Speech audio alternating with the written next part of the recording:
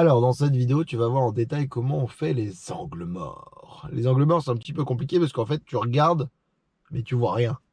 C'est normal. Un angle mort, c'est un angle où tu n'as pas de visibilité lorsque tu conduis. C'est-à-dire que je vais regarder dans mes rétroviseurs, je vais regarder devant, mais je ne vais pas voir, en fait, parce que c'est dans l'angle mort. Donc, l'angle mort, c'est derrière, c'est sur les côtés, c'est derrière ici à gauche.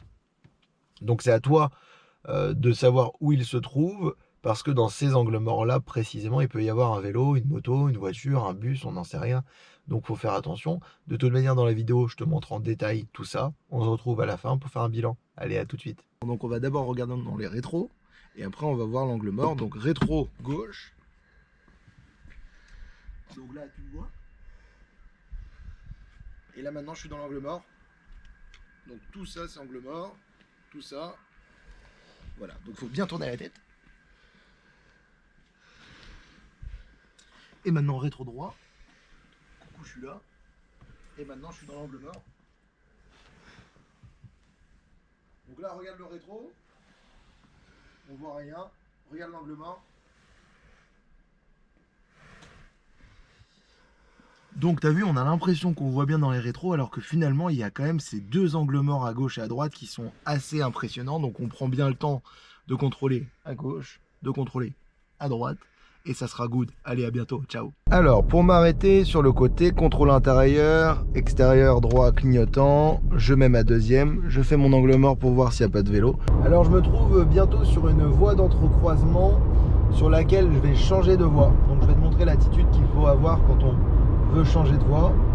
Donc je vais d'abord regarder derrière moi, regarder à gauche si personne vient me couper la route. Comme ça, je vais regarder dans mon rétro droit. Pour l'instant, il n'y a personne, je peux mettre mon clignotant. Je viens valider ce que je vois dans mon rétro avec un angle mort. C'est bon, il n'y a toujours personne. Je vais en refaire un au cas où parce que je suis jamais sûr et certain. Et maintenant, je peux couper mon clignotant et surveiller. Donc tu vois, c'est vraiment une alternance entre le rétro et l'angle mort. L'angle mort vient confirmer ce qu'on voit dans le rétro.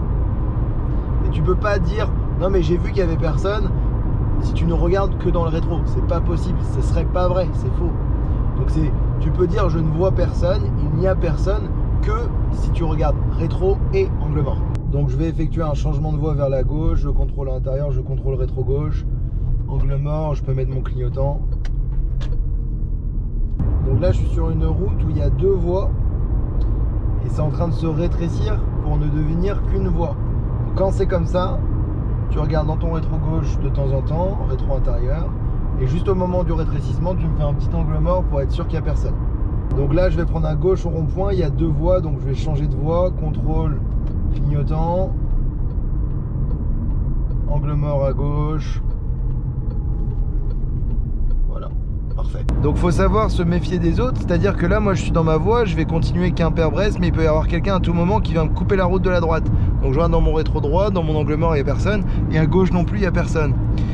Bah ouais, parce que toi, tu peux être sur ta voie, tranquille, tu fais ta vie, t'es bien, et puis là, t'as des cons qui viennent te couper la route vers la droite ou te couper la route vers la gauche. Donc faut que tu saches analyser et anticiper ces potentiels endroits-là où les gens pourraient te couper la route.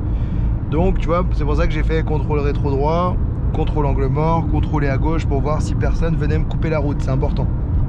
Ça peut arriver, hein. Vraiment, si je te le dis, c'est que ça peut arriver.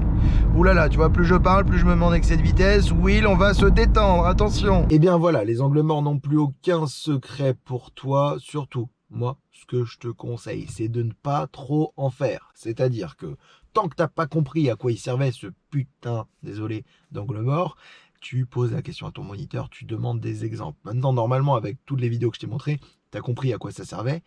Et voilà, il faut que tu le fasses de manière logique. C'est-à-dire que le jour de l'examen, si tu commences à faire des trucs qui servent à rien, tu vas te prendre des réflexions. Parce que ça se voit quand quelqu'un fait un angle mort qui sert à rien. Même pour toi, mets en place des choses qui vont te servir après avoir eu le permis. Quand tu seras sur la route toute seule, tout seul. C'est là où je trouve que c'est important d'apprendre à conduire. Moi, c'est pour ça que je fais ce job. C'est parce que je veux donner des trucs qui te servent pour plus tard. Donc, n'en fais pas trop, fais pas du théâtre, fais des choses logiques et tout ira bien. Allez, à bientôt, ciao.